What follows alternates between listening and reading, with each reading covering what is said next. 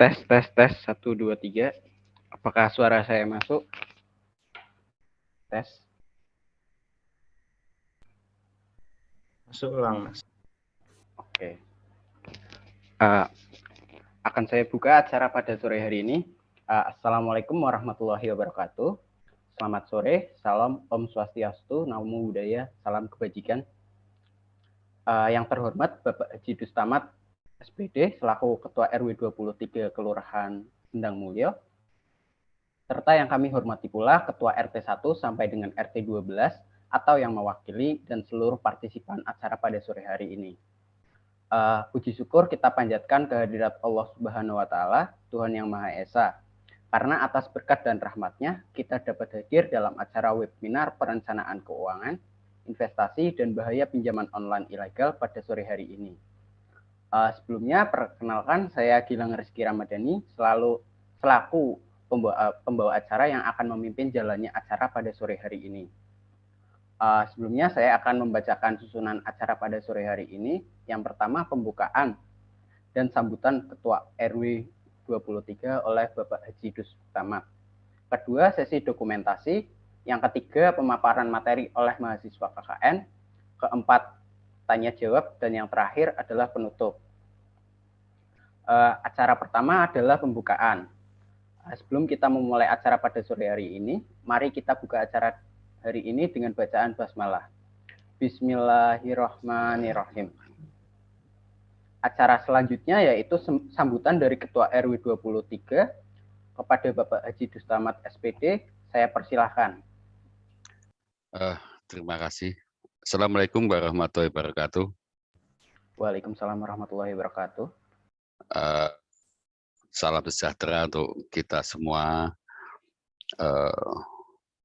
Yang saya hormati adik-adik saya, mahasiswa KKN Undip yang melaksanakan KKN di wilayah RW 23, RT Kelurahan Sendang Mulyo, dan saya hormati RT, para ketua RT 1 sampai 12, RW 23 ini, yang saya banggakan juga. Dan tentunya mohon maaf, ini kebetulan hanya beberapa RT ini yang bisa ikut Zoom, nih adik-adik, jadi mungkin pada sibuk atau bagaimana, tapi tetap acara ini tetap jalan. Puji syukur kita kepada Allah Subhanahu wa Ta'ala bahwa pada sore hari ini adik-adik mahasiswa Undip melaksanakan KKN lewat virtual ini, Zoom ya. Semoga dalam acara ini berjalan dengan sukses dan bagus, tentunya menghasilkan apa yang menjadi keinginan adik-adik mahasiswa serta apa yang menjadi masukan-masukan untuk RT 23 ini. Dan tadi disampaikan bahwa acara ini adalah tentang pinjaman online yang memang betul tentunya sangat membahayakan sekali, yang mungkin para ketua RT maupun warga RW 23 mungkin belum memahami apa itu pinjaman online, dan nanti para KKN Mahasiswa Undip ini akan menjelaskan secara detail sebab dan akibatnya bila kita pinjaman secara online itu. Saya kira itu dari saya selaku Ketua RW 23. Sekali lagi terima kasih pada Mas Dava dan teman-teman, Mas Gilang, Mas Tubagus, Mas Heri, Mas Jerry, dan lain-lainnya. Terima kasih. Wassalamualaikum warahmatullahi wabarakatuh. Waalaikumsalam warahmatullahi wabarakatuh. Terima kasih kepada Bapak Haji Dustamat SPD atas sambutannya. Selanjutnya sesi dokumentasi, dimohon untuk para hadirin dapat menyalakan kameranya untuk acara dokumentasi.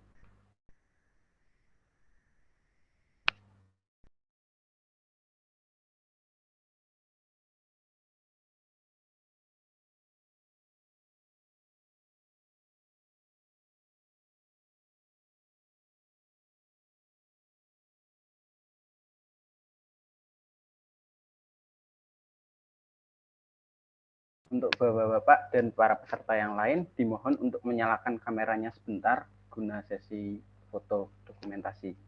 Terima kasih.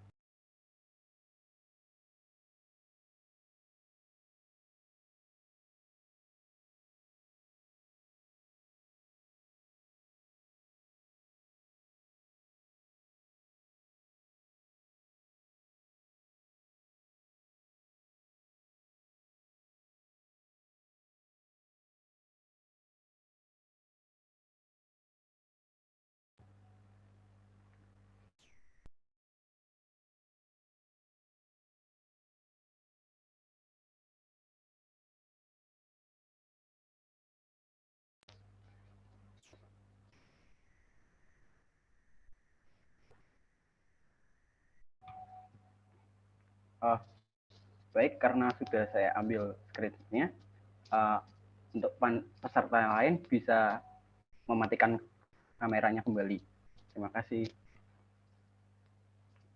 Selanjutnya memasuki acara inti yaitu pemaparan materi oleh mahasiswa KKN. Yang pertama yaitu Mas Tubagus Abbas yang akan memaparkan materi mengenai perencanaan keuangan keluarga dan investasi di masa pandemi.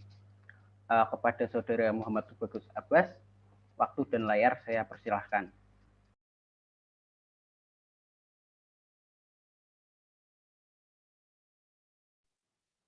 Baik, perkenalkan nama saya Muhammad Tubagus Abbas, selaku pemateri yang pertama mengenai perencanaan keuangan dan investasi di masa pandemi.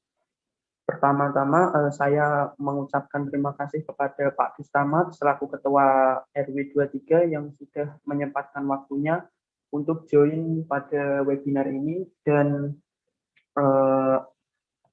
ketua-ketua RT dari RW 23 yang sudah join dalam webinar ini, saya ucapkan terima kasih sebesar-besarnya. Baik, mungkin langsung saja dimulai.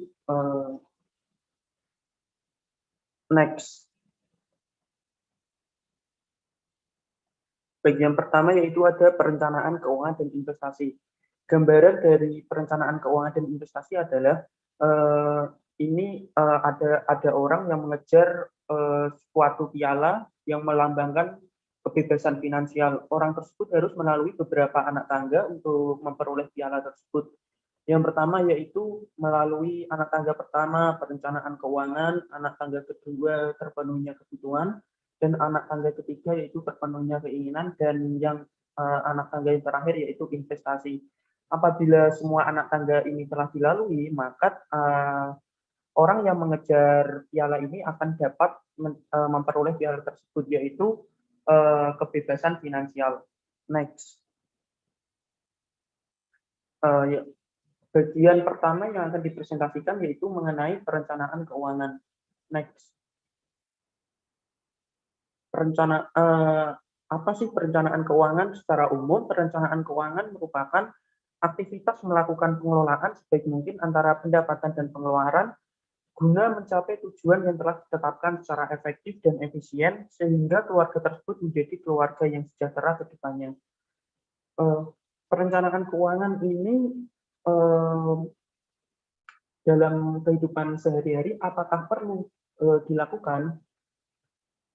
Jawabannya adalah perlu. Hal ini dikarenakan beberapa hal. Yang pertama yaitu dengan melakukan perencanaan keuangan dapat memenuhi segala tujuan, keinginan, kebutuhan secara efektif dan efisien. Hal ini disebabkan karena dengan adanya perencanaan keuangan sudah jelas urutan atau prioritas apa yang harus dipenuhi dahulu antara kebutuhan, keinginan, dan tujuan. Selanjutnya yang kedua yaitu karena dapat meningkatkan kesejahteraan keluarga. Sudah jelas bahwa dengan dilakukannya perencanaan keuangan, maka yang awalnya untuk mencapai kebutuhan, keinginan, dan tujuan secara efektif dan efisien, maka secara otomatis keluarga tersebut akan terkategori sebagai keluarga yang sejahtera dalam kehidupannya, terutama buat keuangannya. Selanjutnya yang ketiga yaitu adanya tercapainya kebebasan finansial. Kebebasan finansial sendiri merupakan suatu kondisi di mana seseorang tidak perlu bekerja secara keras untuk memenuhi kebutuhannya, sedangkan sebagian besar kebutuhannya sudah terpenuhi melalui investasi-investasi yang sudah dilakukan pada sebelum mencapai masa tua. Selanjutnya yang ketiga ada bagaimana cara perencanaan keuangan. Yang pertama yaitu kenali kondisi keuangan. Yang kedua ada tentukan kebutuhan, yang ketiga ada tentukan keinginan. Pada tahap pertama yaitu kenali kondisi keuangan, dapat dilakukan beberapa cara, yaitu menghitung seberapa banyak harta benda yang dimiliki dan menghitung seberapa banyak utang yang dimiliki. Apabila total harta dan lebih kecil dibandingkan total utang, maka dapat dikategorikan keluarga tersebut memiliki keuangan yang kurang memadai atau kurang baik. Namun, jika total harta lebih dari total utang, maka dapat dikatakan bahwa kondisi keuangan tersebut dalam keadaan yang baik. Selanjutnya yang kedua yaitu ada penentuan kebutuhan. Kebutuhan sendiri merupakan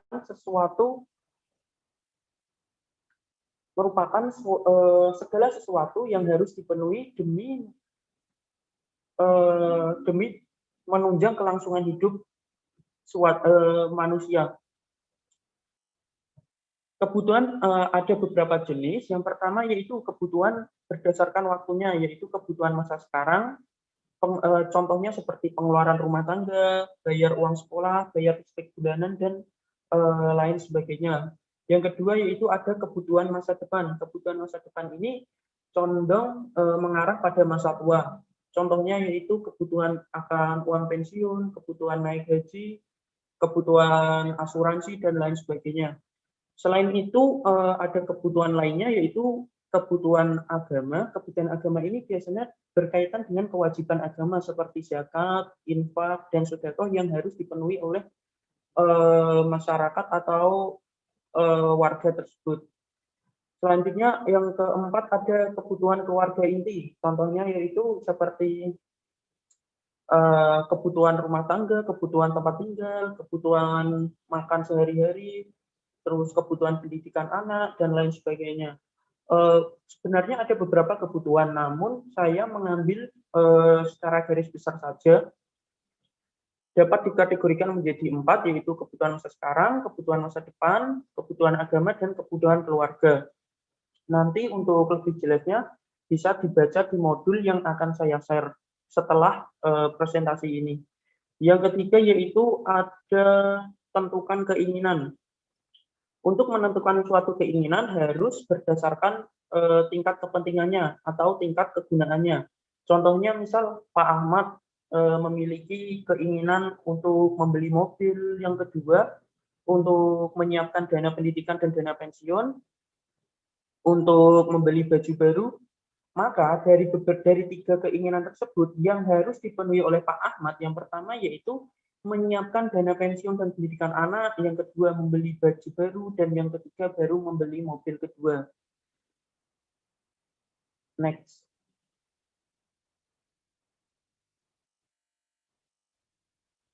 Selanjutnya, dalam perencanaan keuangan harus mempertimbangkan 2 hal berikut, yaitu seberapa sehatkah dompet Anda, dan yang kedua yaitu seberapa penting anggaran.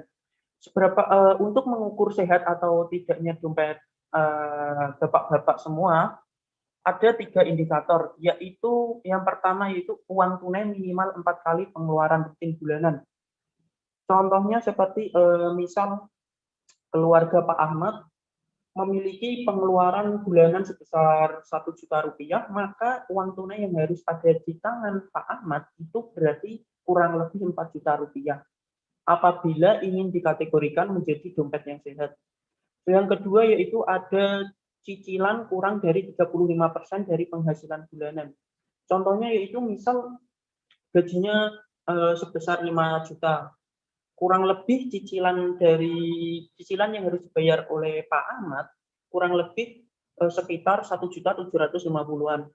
Dan yang ketiga yaitu ada tabungan minimal 10% dari penghasilan bulanan. Berarti apabila Pak Ahmad memiliki gaji bulanan sebesar 5 juta, maka tiap bulannya Pak Ahmad harus menyisihkan uangnya untuk ditabung sekitar Rp500.000. Selanjutnya yang kedua yaitu seberapa penting anggaran. Anggaran sendiri sebenarnya sangat penting dan dapat dilaksanakan secara fleksibel. Anggaran memiliki beberapa manfaat. Yang pertama yaitu dapat melihat arus kas keluar dan masuk keuangan keluarga. Nomor 2 dapat digunakan sebagai panduan dalam mengelola uang keluarga. Yang ketiga dapat menghindari pengeluaran lebih dari penghasilan atau yang dikenal dengan besar pasak daripada tiang, sehingga apabila pengeluaran lebih dari penghasilan dapat menyebabkan menurunnya kesejahteraan dalam keluarga tersebut. Yang keempat yaitu ada pengingat pengeluaran. Untuk yang keempat ini contoh realnya, misalnya Pak Ahmad memiliki penghasilan Rp5.000.000, maka pengeluaran tiap bulan Pak Ahmad merencanakan kurang lebih sebesar Rp2.000.000.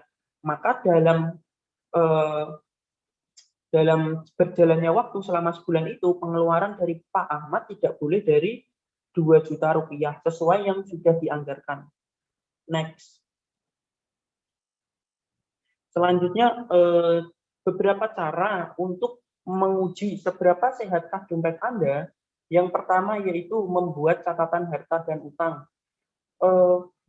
Di sini sebenarnya buat catatan dan harta dan utangnya ini bersifat fleksibel, tidak ada format tertentu. Yang penting dari catatan harta dan utang ini sudah menggambarkan keseluruhan harta dan utang yang dimiliki oleh suatu keluarga.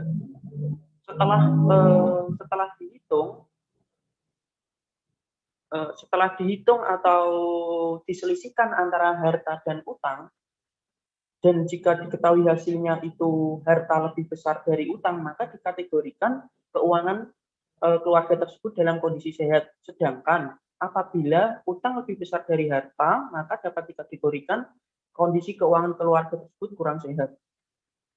Langkah kedua yaitu membuat catatan penghasilan dan pengeluaran.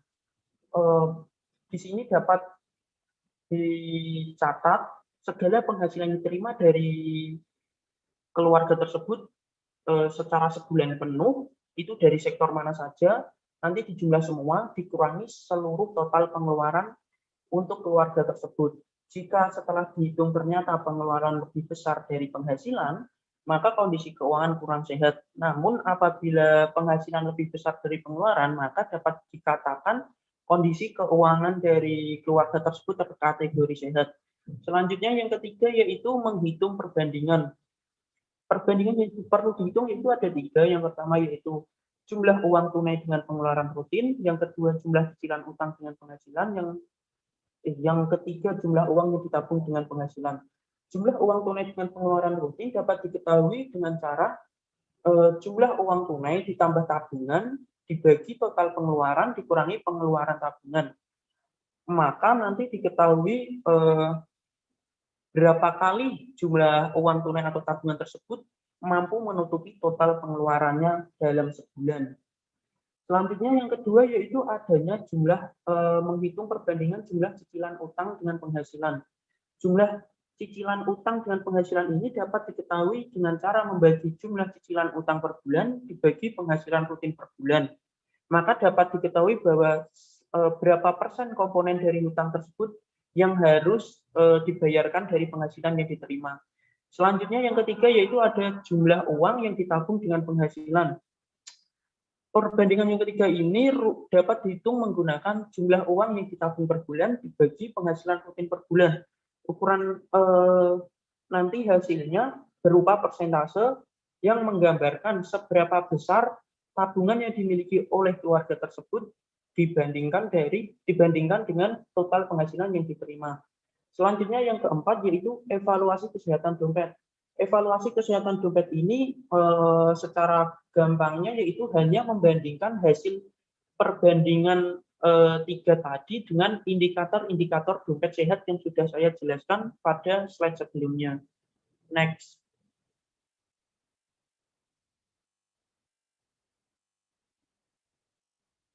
Nah, ya, selanjutnya ada penyusunan anggaran. Penyusunan anggaran yang baik yaitu harus memenuhi beberapa hal berikut, yaitu 37% sampai 40% penghasilan itu digunakan untuk membiayai pengeluaran rumah tangga harian. Yang kedua yaitu 10% dari penghasilan untuk pendidikan anak, 5% dari penghasilan untuk zakat, infak, sedekah, 5% dari penghasilan untuk asuransi, 9% sampai 10% dari penghasilan untuk tabungan dana darurat, terus 9% sampai 10% dari penghasilan untuk investasi masa depan, 20% dari penghasilan untuk pembayaran cicilan pinjaman, dan 5% dari penghasilan untuk hiburan. Contohnya misal Pak Gilang memiliki penghasilan per bulan sebesar kurang lebih 5 juta rupiah. Maka Pak Gilang harus menyusun anggaran untuk pendidikan anak sebesar 10% dari 5 juta, maka kurang lebih sebesar 500.000. Untuk investasi masa depan 9% dari 5 juta, kurang lebih berarti 450.000. Untuk kebutuhan zakat, infak, sedekah, kurang lebih 5% dari 5 juta, maka sekitar 250.000 rupiah. Dan yang keempat yaitu mengenai anggaran cicilan pinjaman sebesar 20% yang harus dibayarkan per bulan, maka kurang lebih 20% dari 5 juta, sekitar 1 juta digunakan untuk pembayaran cicilan. Selanjutnya yang kelima ada anggaran untuk asuransi sebesar 5% dari 5 juta, kurang lebih 250.000. Hiburan 5% dari 5 juta, kurang lebih 250.000. Dan untuk anggaran tabungan dana darurat, ini sebenarnya menyesuaikan. Bisa antara 9% sampai 10% atau bisa lebih, tergantung keinginan dari Bapak masing-masing. Selanjutnya ada biaya rumah tangga sebesar 37% sampai 40% dari total penghasilan. Kalau dikalikan dengan penghasilan Pak Gilang tadi yang 5 juta itu, maka kurang lebih sekitar 1.850.000 rupiah untuk pengeluaran rumah tangga. Next.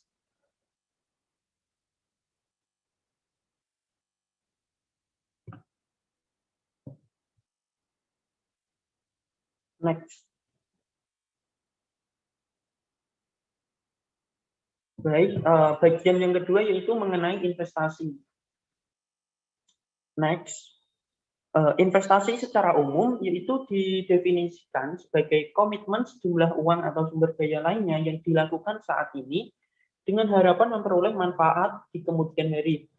Misalnya begini, Pak Dava tadi diasumsikan mengeluarkan dana sebesar 1 juta rupiah untuk membeli saham atau deposito, dan Pak Dava mengharapkan untuk beberapa tahun, misalnya 5 tahun ke depan, memperoleh keuntungan sekitar 5% dari total modal yang dikeluarkan tadi. Berarti 1 juta dikali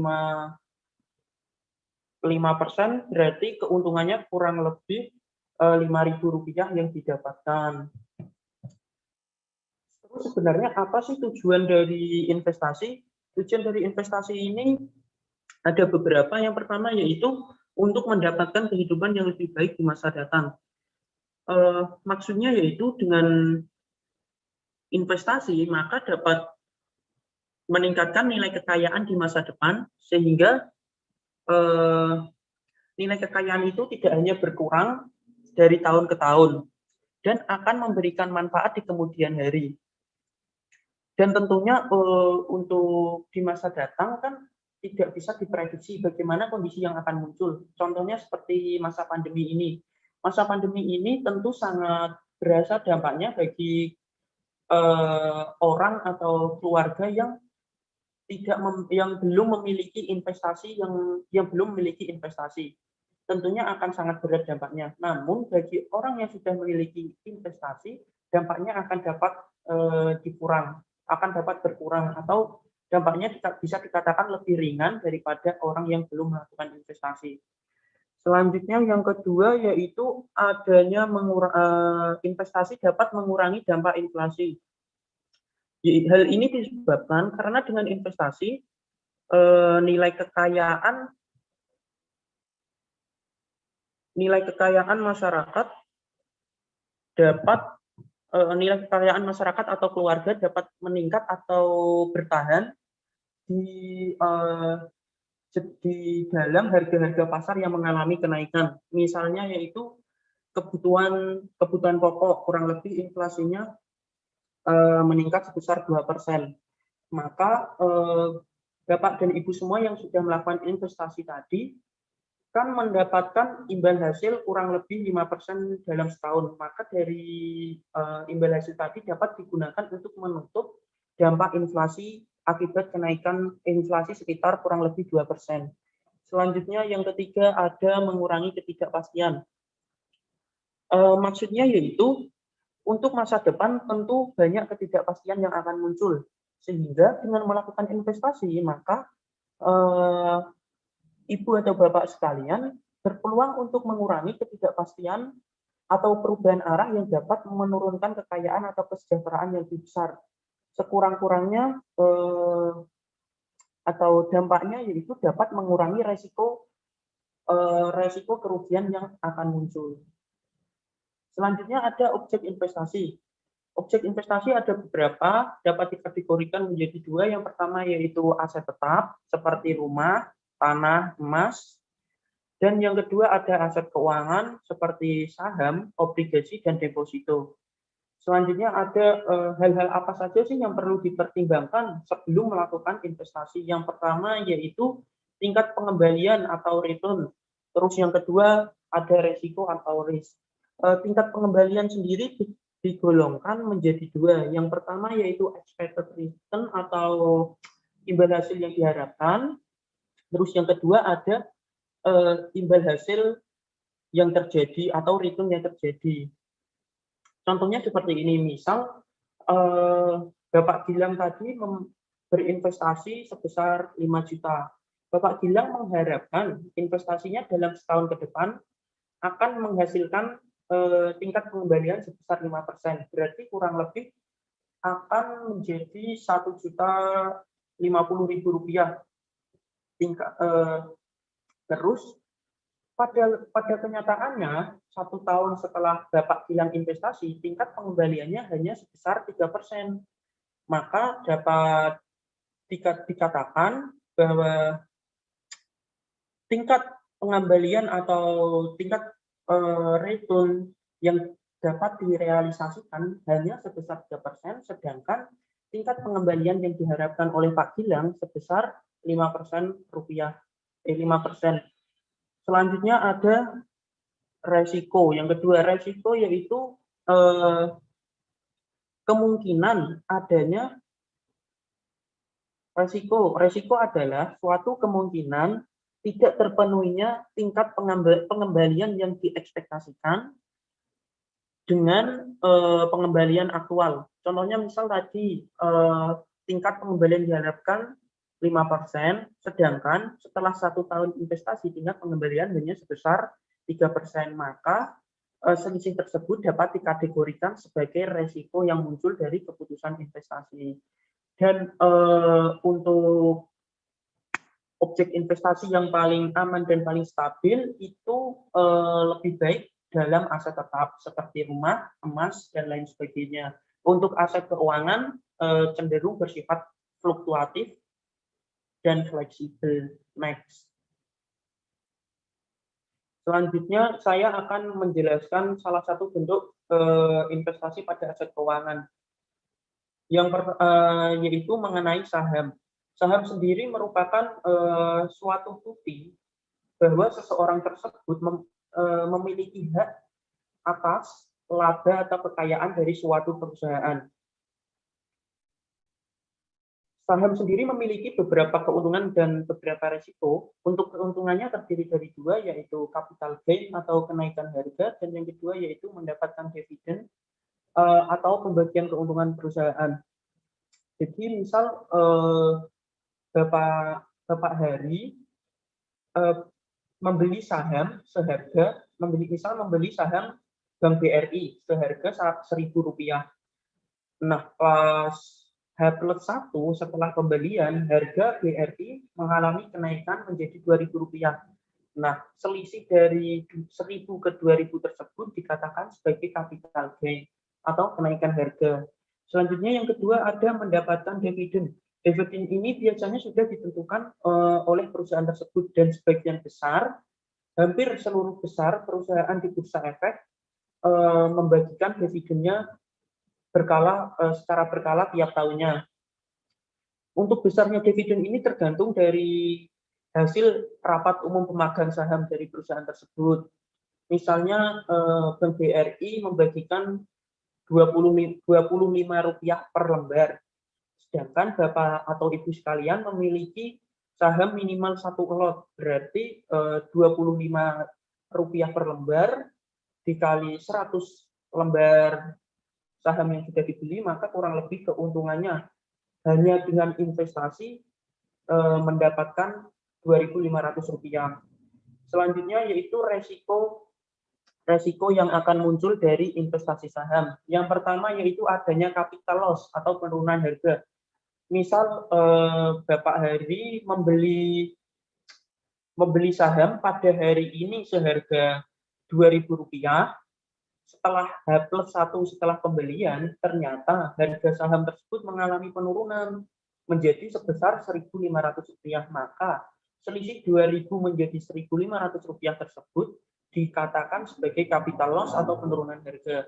Selanjutnya yang kedua yaitu adanya resiko likuidasi. Resiko likuidasi ini merupakan suatu keadaan di mana perusahaan tidak mampu membagikan dividennya karena perusahaan tersebut mengalami kerugian atau bangkrut. Sebagian besar untuk perusahaan yang ada di bursa efek itu resiko likuidasinya tidak terlalu besar dan condong tergolong aman karena sudah dilakukan pemeriksaan laporan keuangan dan kondisi keuangan. Apabila perusahaan tersebut memiliki resiko likuidasi atau resiko bangkrutnya yang sangat besar, maka kemungkinan juga akan ada pengumuman dari perusahaan tempat investasi tersebut. Next. Selanjutnya ada beberapa hal yang perlu dipertimbangkan sebelum investasi saham.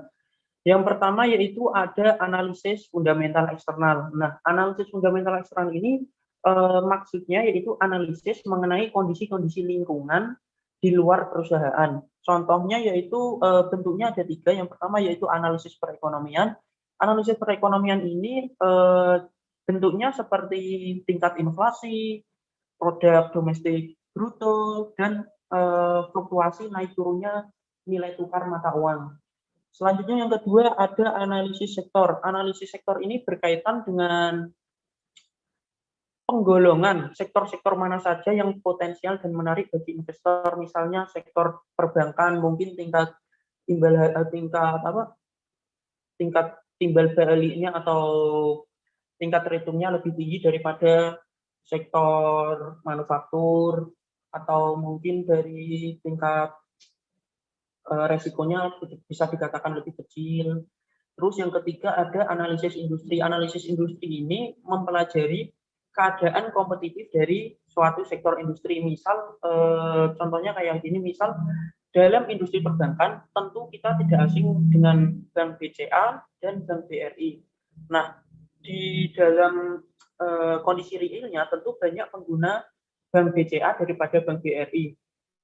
Oleh karena itu dapat dikatakan bahwa Bank BCA memiliki pangsa pasar yang lebih luas dibandingkan Bank BRI, yang tentunya akan lebih aman Bank BCA yang dijadikan objek investasi dibandingkan Bank BRI. Selanjutnya yang kedua yaitu ada analisis fundamental internal. Analisis fundamental internal ini analisis yang berkaitan dari dalam perusahaan, dan biasanya analisis fundamental internal ini sudah disajikan di dalam aplikasi-aplikasi yang digunakan sebagai sarana untuk investasi. Yang pertama, mungkin saya akan menjelaskan secara singkat mengenai bagian-bagian dari analisis fundamental internal. Yang pertama yaitu IPS. IPS ini menggambarkan seberapa besar laba bersih per lembar saham. Jadi semakin tinggi IPS dari waktu ke waktu, maka menunjukkan perusahaan tersebut tumbuh dengan baik dan dapat dijadikan prospek investasi yang menjanjikan. Selanjutnya yang kedua ada PER. PER atau Price to Earning Ratio ini merupakan rasio menggambarkan harga saham suatu perusahaan dibandingkan dengan laba bersih per saham. Jadi dapat dikatakan semakin rendah nilai PER, maka semakin baik untuk dijadikan sebagai objek investasi. Sedangkan apabila PER-nya lebih tinggi dibandingkan PER rata-rata industri serupa, maka dapat dikategorikan perusahaan tersebut kurang menjanjikan atau terlalu beresiko untuk dijadikan objek investasi. Selanjutnya yang ketiga yaitu ada price to book value. Price to book value merupakan rasio yang menggambarkan harga saham terhadap nilai buku atau book value per lembar saham. Jadi semakin rendah PBV dapat dikatakan semakin baik karena harga saham dianggap tidak terlalu mahal. Selanjutnya yang ketiga atau keempat ada dividend yield. Dividend yield yaitu rasio yang menunjukkan dividen per lembar saham dibandingkan dengan harga saham. Semakin besar dividen yield-nya, maka dapat dikatakan semakin menjanjikan pula perusahaan tersebut dijadikan sebagai objek investasi. Selanjutnya ada return on equity atau ROE. ROE merupakan rasio yang menunjukkan laba bersih yang dihasilkan dari modal perusahaan. Jadi dapat disimpulkan bahwa semakin tinggi ROE, maka perusahaan tersebut dianggap mengelola modal dengan baik sehingga menghasilkan laba yang besar. Maka semakin tinggi ROE dapat dijadikan salah satu acuan untuk menjadikan perusahaan tersebut sebagai objek investasi. Selanjutnya ada ROA. ROA sendiri merupakan suatu rasio yang menunjukkan laba yang dihasilkan dari aset perusahaan. Semakin tinggi ROA, maka perusahaan dianggap semakin mampu menghasilkan laba dari aset yang dimiliki. Jadi dapat disimpulkan bahwa semakin tinggi ROA, maka semakin menjanjikan perusahaan tersebut apabila dijadikan objek investasi. Selanjutnya ada DER. DER sendiri merupakan debt to equity ratio yang menggambarkan besaran utang yang dimiliki oleh perusahaan dengan modal yang dimiliki oleh perusahaan. Jadi dapat disimpulkan apabila DER nilainya lebih kecil daripada DER rata-rata perusahaan lain, maka dapat dikatakan bahwa perusahaan tersebut memiliki atau menjanjikan untuk dijadikan objek investasi ke depannya. Next. Selanjutnya ini ada beberapa langkah-langkah yang dapat digunakan untuk melakukan investasi melalui perusahaan. Melalui perusahaan yang menyediakan jasa-jasa mempermudah investasi. Contohnya yaitu seperti perusahaan PUMS. Langkah-langkah menggunakan aplikasi PUMS yang diterbitkan oleh perusahaan PUMS itu yang pertama yaitu mengunduh aplikasi PUMS ID di Play Store. Kemudian setelah mengunduh, bisa apabila belum memiliki akun, bisa melakukan pendaftaran dengan mengklik open account pada login aplikasi seperti pada contoh yang kedua ini. Terus yang ketiga yaitu ada tampilan PUMS Pro Stock. Tampilan ini muncul apabila setelah Bapak dan Ibu semuanya login ke aplikasi PUMS. Ada dua menu, yang pertama yaitu Pro Stock dan yang kedua Pro Funds. Pro Stock ini Bapak Ibu dapat mengelola secara langsung investasi yang dilakukan, sedangkan Pro Funds Bapak Ibu dapat menggunakan jasa perusahaan reksadana atau jasa pihak ketiga untuk mengelola dana yang Bapak investasikan. Next. Selanjutnya akan saya jelaskan secara sekilas mengenai tampilan menu Pro Stock. Menu Pro Stock ada 3 tampilan. Yang pertama yaitu menu favorit, yang kedua menu trade, yang ketiga menu market info. Untuk menu favorit sendiri mungkin terdiri dari beberapa bagian. Yang mungkin saya akan menjelaskan hanya 2 bagian. Yang pertama yaitu mengenai research.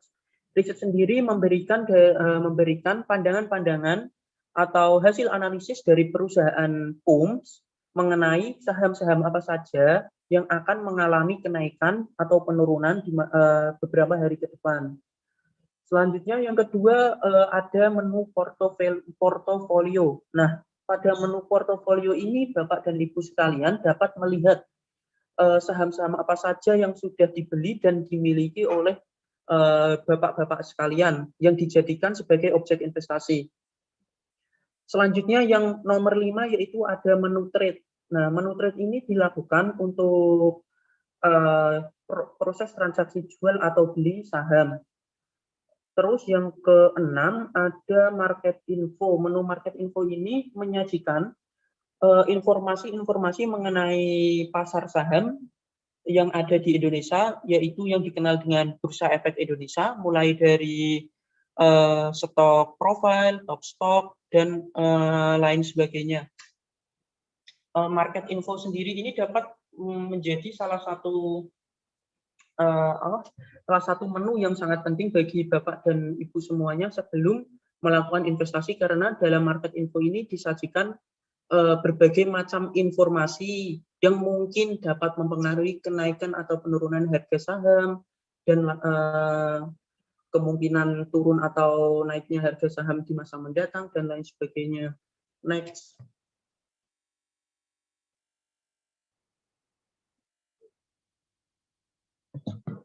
Selanjutnya ada menu pembelian saham. Nah, langkah pertama dalam pembelian saham yaitu Bapak Ibu dapat mencari dengan kolom search.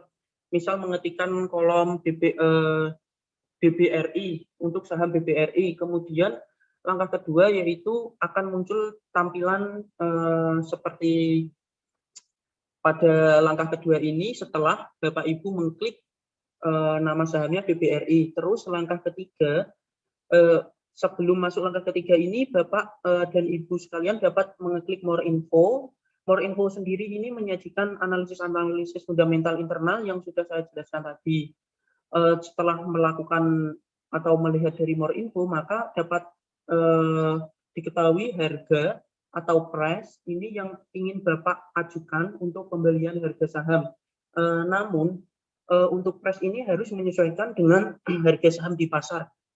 Apabila harga sahamnya lebih dari harga saham di pasar, maka langsung transaksi langsung akan diproses. Namun apabila harga yang ditawarkan atau diinginkan oleh Bapak Ibu di bawah harga pasar, maka harus menunggu sampai harga saham di pasar itu mengalami penurunan.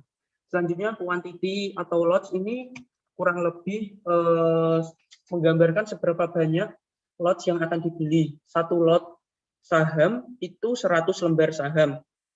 Jadi apabila dikali total harganya yaitu 600 dikali 100 lembar, maka kurang lebih Rp60.000 sudah mendapatkan saham.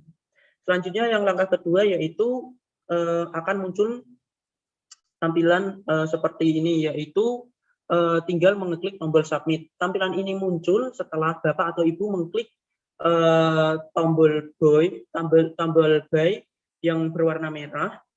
Kemudian akan muncul langkah ketiga ini dan tinggal submit. Terus langkah yang keempat ini tinggal klik OK. Dan setelah langkah 1 sampai 3 dilalui, maka tinggal menunggu biar transaksi yang Bapak Ibu ajukan itu bisa dilangsungkan. Next. Selanjutnya ada penjualan saham.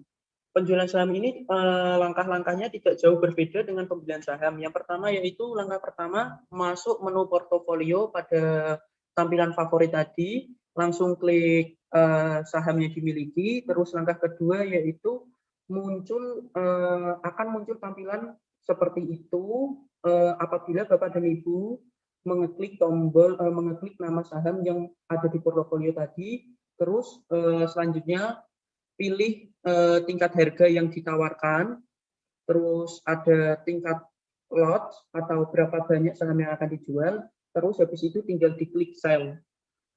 Terus langkah yang selanjutnya, langkah ketiga yaitu apabila sudah diklik sell, maka akan muncul tampilan berikut dan tinggal diklik submit pada pojokan atas ini. Terus langkah yang keempat yaitu tinggal mengeklik OK setelah mengeklik submit dari langkah yang ketiga. Next. Oke, mungkin sebelum saya akhiri pemaparan dari saya, ada quotes dari John Ruskin mengenai bukan seberapa banyak orang menghasilkan uang, melainkan untuk tujuan apa uang itu digunakan. Jadi secara garis besar dapat disimpulkan bahwa perencanaan keuangan dan investasi itu merupakan suatu hal yang penting. Karena dengan perencanaan dan investasi keuangan dapat digunakan untuk menentukan tujuan apa yang akan dicapai beberapa masa mendatang. Sekian presentasi dari saya. Atas perhatiannya, terima kasih. Selanjutnya saya kembalikan ke MC.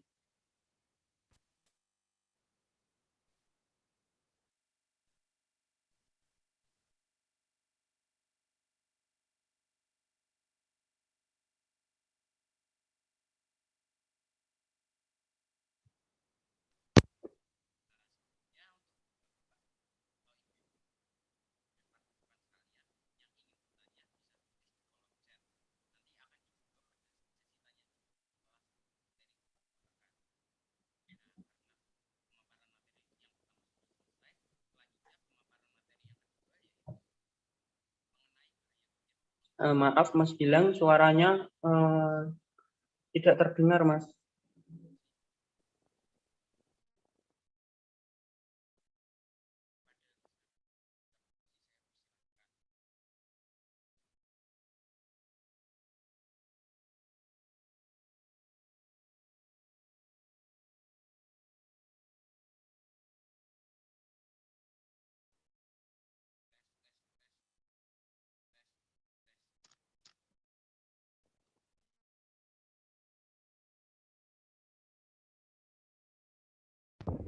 Tes 1 2 3. Maaf ada terkendala. Terima kasih Mas Tubagus Abbas atas penyampaian materinya.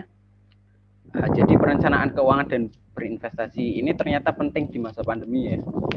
Namun kita juga harus tetap berhati-hati dalam berinvestasi. Sebelumnya untuk Bapak-bapak dan partisipan sekalian yang ingin bertanya bisa dituliskan pertanyaannya di kolom chat. Nanti akan dijawab pada sesi tanya jawab setelah seluruh materi dipaparkan. Nah, karena pemaparan materi yang pertama sudah selesai, selanjutnya pemaparan materi yang kedua yaitu mengenai bahaya pinjaman online yang akan disampaikan oleh Mas Dava Zulfikar Fauzi. Kepada Mas Dava Zulfikar Fauzi, waktu dan layar dipersilahkan. Baik, terima kasih Mas Gilang. Terima kasih juga untuk para partisipan yang sudah hadir pada sore hari ini. Langsung saja saya akan menjelaskan tentang bahaya pinjaman online ilegal.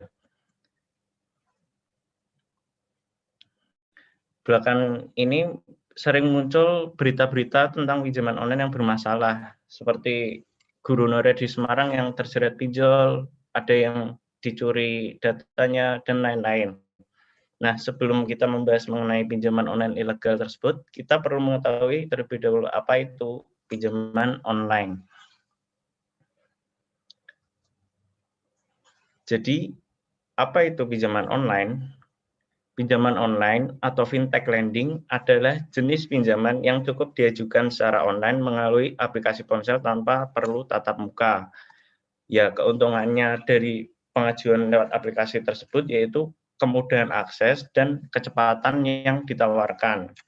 Hanya dengan aplikasi di ponsel, cukup dengan mengisi data pribadi, melakukan upload foto pribadi, dan menunggu proses verifikasi, maka pinjaman dana bisa segera dinikmati. Pinjaman jenis ini juga diberikan pada peminjamnya dengan biaya tertentu yang disebut bunga terhadap utang.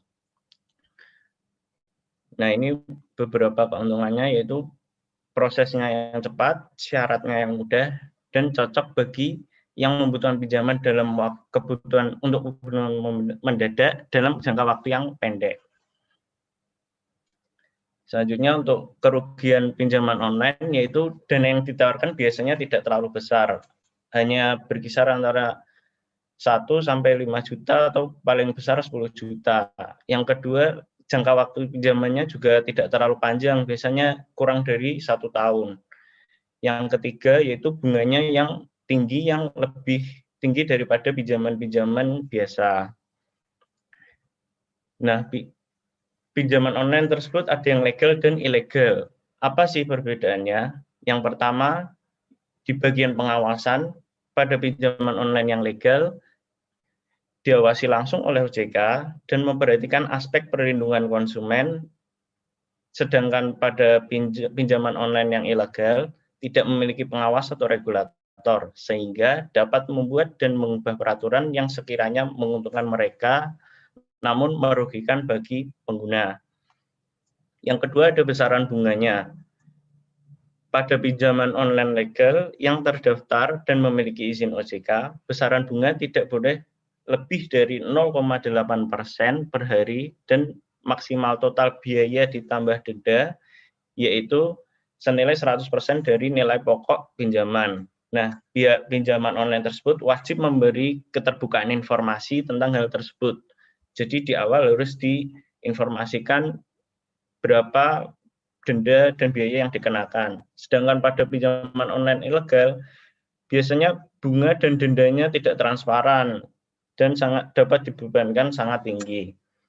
Yang ketiga untuk pengurus operasional, pada pinjaman online ilegal, pengurusnya atau direksi, komisaris, dan lain-lain, orangnya jelas, berkompeten, dan berpengalaman dalam bidangnya. Selain itu, juga harus lulus uji kelayakan dan kepatutan dari OJK, serta memiliki pengalaman minimal 1 tahun di industri jasa keuangan pada level manajer. Sedangkan pada pinjaman online yang ilegal, tidak ada standar apapun yang harus dipenuhi untuk pengurus pinjaman online ilegal.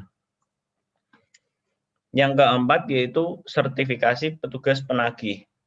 Untuk pinjaman online legal, agen penagihan terdiri dari orang-orang yang bersertifikasi sehingga mengantisipasi terjadinya pelanggaran dalam proses penagihan. Sedangkan pada pinjaman online yang ilegal, agen penagihan tidak memiliki sertifikasi sehingga seringkali menagih dengan kekerasan verbal maupun fisik, menyebarkan data pribadi konsumen, dan mempermalukan konsumen. Yang kelima yaitu lokasi kantornya. Pinjaman online legal biasanya memiliki lokasi kantor yang jelas, alamat dan kantornya itu dapat dicek di Google. Sedangkan untuk pinjaman online ilegal tidak memiliki lokasi kantor yang jelas, atau bahkan ada yang tidak memiliki kantor sama sekali sehingga segala aktivitasnya tidak dapat diketahui. Yang keenam yaitu untuk syarat pinjamannya. Pinjaman online legal biasanya ada sejumlah syarat yang memerlukan dokumen-dokumen penting untuk credit scoring. Sedangkan untuk pinjaman online ilegal, syarat-syaratnya biasanya sangat mudah tanpa menanyakan keperluan pinjaman. Bahkan ada yang sama sekali tidak menanyakan identitas diri dan histori kredit. Yang ketujuh yaitu tanggapan terhadap pengaduan konsumen. Untuk pinjaman online legal terdapat sarana pengaduan pengguna dan pihak penyedia layanan wajib menindaklanjuti pengaduan serta melaporkan tindak lanjutnya ke OJK. Dan jika terjadi sengketa, pengguna dapat difasilitasi oleh OJK maupun lembaga-lembaga alternatif. Sedangkan pada pinjaman online ilegal biasanya tidak menanggapi pengaduan pengguna dengan baik karena juga tidak memiliki bagian khusus yang menangani pengaduan. Yang kedelapan, untuk pinjaman online legal itu wajib tergabung dalam Asosiasi Fintech Pendanaan Bersama Indonesia atau AFPI. Hal tersebut diwajibkan oleh OJK untuk bergabung ke AFPI. Sedangkan pada pinjaman online ilegal tentunya tidak tergabung dalam AFPI, bahkan di OJK saja tidak terdaftar. Nah, untuk modus-modus pinjaman online legal pada akhir-akhir ini yaitu ada penawaran melalui SMS atau WA, ada yang beriklan di media sosial dengan nama yang mirip dengan fintech yang legal. Nah, yang ketiga ini yang akhir-akhir ini sering ya, langsung transfer ke rekening korban. Nah, bagaimana sih jika mendapat transfer dari pinjaman online yang ilegal padahal tidak sedang meminjam? Ini biasanya terjadi karena adanya penyalahgunaan data pribadi oleh oknum-oknum pinjaman online ilegal. Atau bisa juga orang lain yang memiliki data pribadi si korban. Langkah-langkah yang harus dilakukan yaitu yang pertama, simpan dana tersebut dan jangan digunakan. Yang kedua, bisa menghubungi bank dan nyatakan bahwa transaksi tersebut tanpa pengetahuan saya, lalu minta untuk dikembalikan. Yang ketiga, bisa melaporkan fintech ilegal tersebut ke AFPI melalui telepon bebas pulsa 150505 atau Satgas Waspada Investasi melalui email waspadainvestasi@ojk.go.id. Yang keempat, jika mengalami ancaman intimidasi atau teror atau kekerasan, laporkan saja ke polisi. Nah, untuk itu kita harus mencegah hal tersebut ya. Yang pertama, jangan sembarangan dalam mengirim foto KTP kecuali dengan tujuan yang jelas, misal sebagai syarat mengajukan pinjaman, dan itu pun sebenarnya harusnya diupload lewat aplikasi bukan lewat WA atau SMS atau email. Yang kedua, jangan sembarangan klik link yang ada pada SMS yang dikirimkan oleh nomor tidak dikenal, karena pinjol legal yang resmi dan terdaftar OJK tidak boleh menawarkan pinjaman melalui media SMS, WA, dan telepon. Yang ketiga, kalau bisa ya, jangan pernah meminjam pada pinjaman online ilegal, karena setelah terdaftar pada pinjaman online ilegal, data pribadi itu dapat dengan mudah disalahgunakan dan disebar-sebarkan.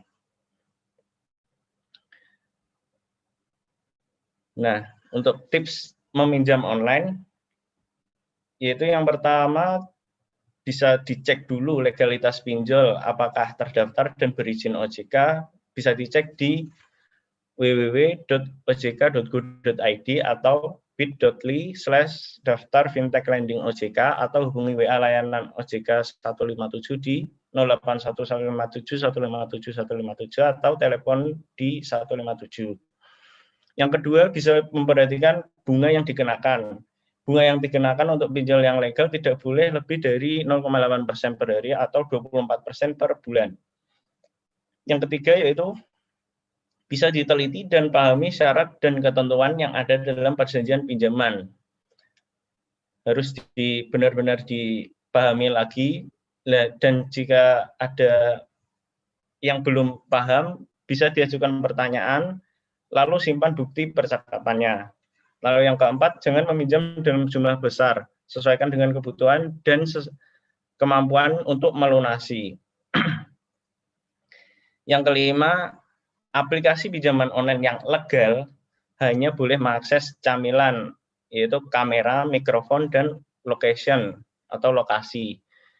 Sehingga untuk pinjaman online ilegal biasanya itu mintanya nggak cuma kamera, mikrofon, sama lokasi, bisa saja minta file, kontak, foto, video. Maka dari itu bisa diteror misalnya teman-temannya kalau menunggak membayar seperti itu. Nah, kesimpulannya akan lebih baik jika tidak melakukan pinjaman, karena selain bunganya yang tinggi, hal tersebut juga dapat membuat ketergantungan ya. Nah, bagaimana caranya dapat dicapai dengan perencanaan keuangan yang baik seperti yang dijelaskan oleh Mas Abbas tadi. Nah, namun jika memang membutuhkan pinjaman secara cepat dalam tempo yang pendek, maka pinjamlah ke fintech yang legal dan terdaftar serta berizin OJK. Kira-kira sekian materi yang dapat saya sampaikan. Saya kembalikan lagi ke MC. Terima kasih.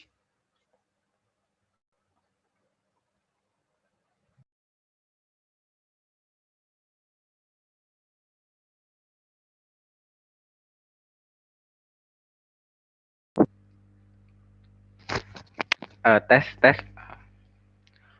Terima kasih kepada Saudara Dava Zulfikar Fauzi. Baik, tadi seperti itu penjelasan dari Mas Tubagus Abbas dan Mas Dava Zulfikar Fauzi. Seperti yang sudah disampaikan bahwa bisa mungkin tidak melakukan pinjaman dengan menerapkan perencanaan keuangan yang baik. Namun jika terpaksa meminjam online, pinjamlah kepada penyedia layanan fintech lending yang legal, yang sudah terdaftar dan berizin di OJK. Untuk acara selanjutnya adalah sesi tanya jawab. Untuk Bapak dan Ibu yang ingin menanyakan perihal materi yang sudah disampaikan, bisa menuliskan pertanyaannya di room chat-nya. Terima kasih.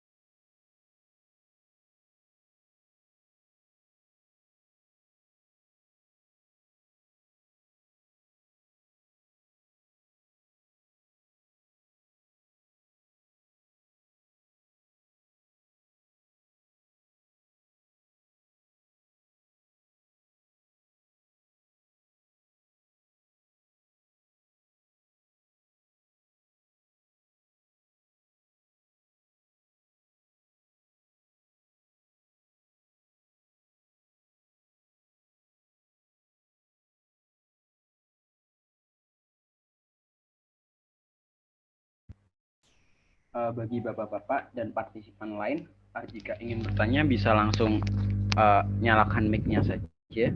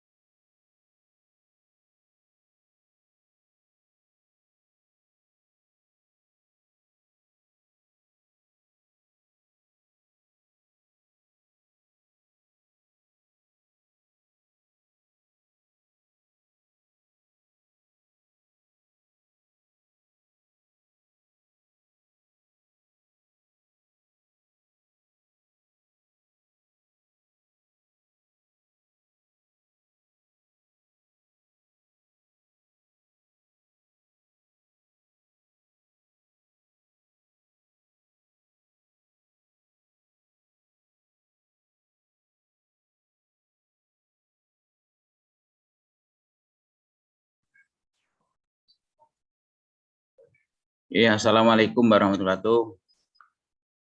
Waalaikumsalam warahmatullahi wabarakatuh.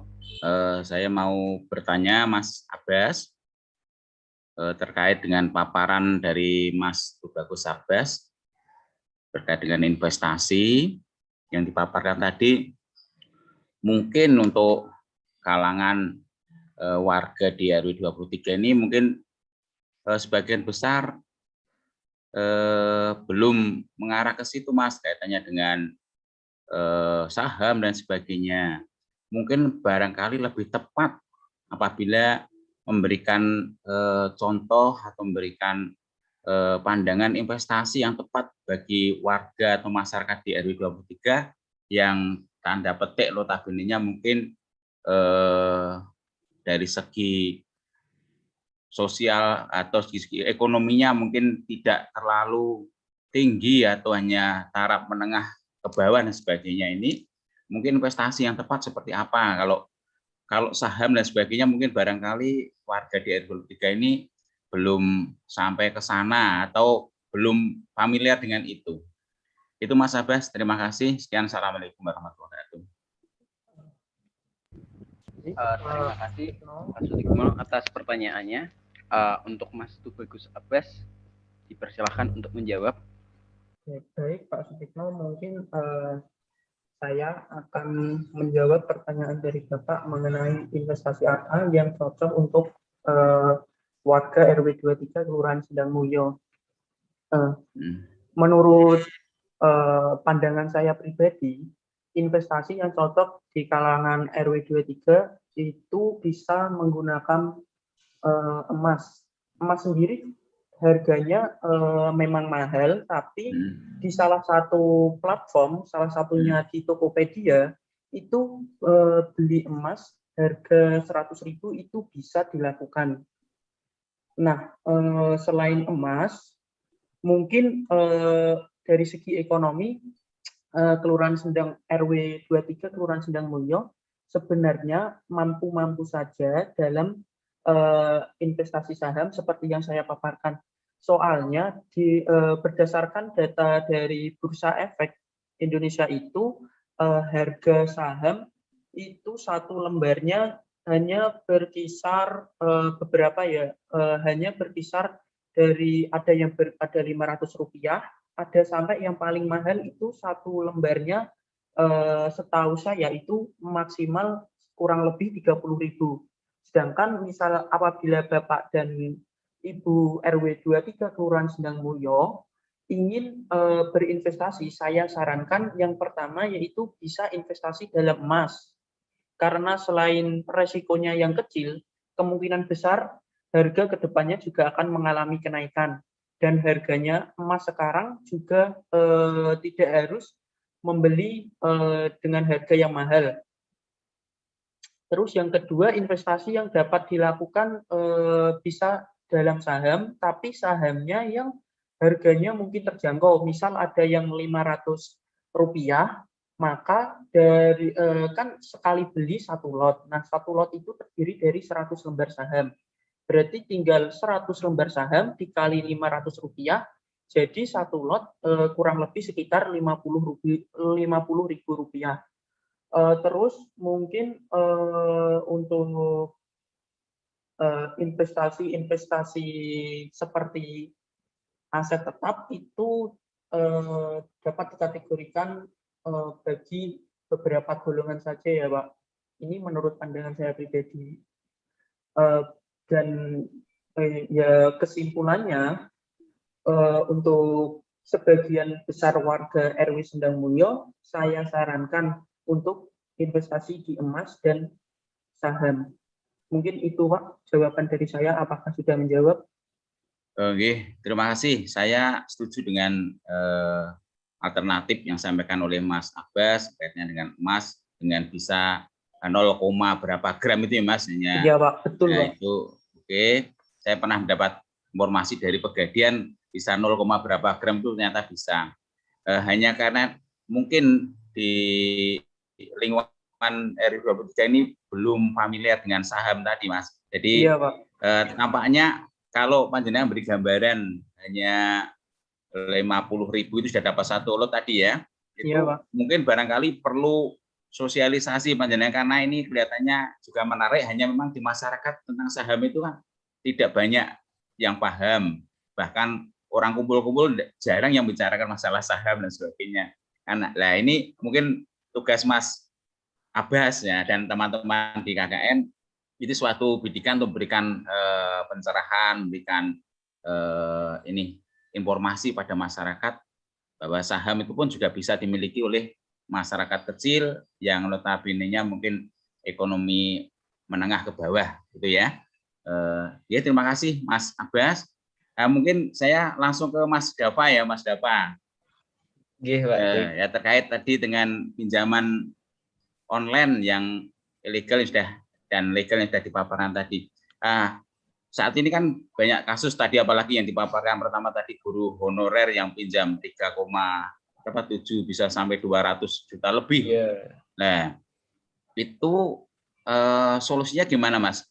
Untuk mengekat atau memberhentikan ini, karena itu saya pun juga tidak paham kok sampai besar itu, sudah panjang itu. Ya, ini mohon pencerahan Mas Dava. Terima kasih. Ya, terima kasih Pak Sutekno atas pertanyaannya. Kalau sudah terlanjur masuk sebenarnya ya harus melunasinya ya, tapi ya harus melunasinya dan biasanya kan ditagih-tagih itu ya harus apa kuat kuat mental dulu karena ya mau bagaimanapun kan kita kan yang meminjam begitu Pak. Walaupun hal tersebut itu kan sebenarnya pada awalnya itu gara-gara utang, terus ternyata utang yang pertama itu ditutup dengan utang yang lainnya. Jadi gali lubang tutup lubang seperti itu. Makanya bisa menjadi sampai 200 jutaan. Gitu. Ya sebenarnya bisa dilaporkan ke polisi atau nganu, tapi untuk pinjaman online ilegal ini memang agak susah ya karena payung hukumnya juga belum terlalu jelas begitu. Makanya sebisa mungkin di pinjam kalau mau meminjam online itu ambil langkah preventif dengan meminjam online di yang penyedia layanan yang legal seperti itu Pak T. Oke, terima kasih Mas Dava dan teman-teman KKN yang ada di RW 23. Sukses semuanya ya. Dan panjenengan bisa segera menyelesaikan studi dan bermanfaat bagi masyarakat. Monggo Bapak yang lain silakan memberikan pertanyaan sebagai wujud atensi kita pada program adik-adik kita yang KKN berada di RW 23. Terima kasih. Assalamualaikum warahmatullahi wabarakatuh. Waalaikumsalam warahmatullahi wabarakatuh. Baik, terima kasih atas pertanyaannya Bapak Sutikno. Untuk Bapak-Bapak dan peserta yang lainnya, barangkali ada yang mau ditanyakan lagi.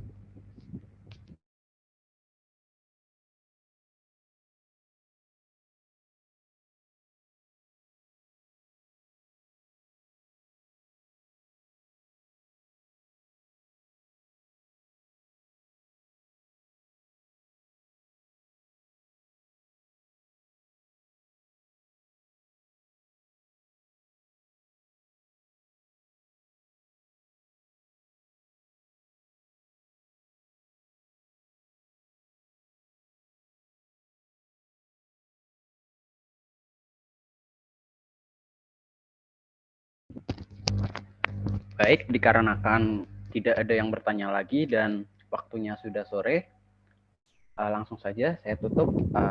Akhirnya kita sampai di penghujung acara pada sore hari ini. Kami ucapkan terima kasih kepada seluruh peserta dari warga RW 23 Kelurahan Sendang Mulia yang sudah hadir dalam acara ini. Saya Gilang Rizky Ramadhani, atas nama panitia, kami memohon maaf apabila ada kata-kata yang kurang berkenan. Terima kasih. Wassalamualaikum warahmatullahi wabarakatuh. Assalamualaikum. Kepada seluruh peserta, sudah diperkenankan boleh meninggalkan room. Terima kasih.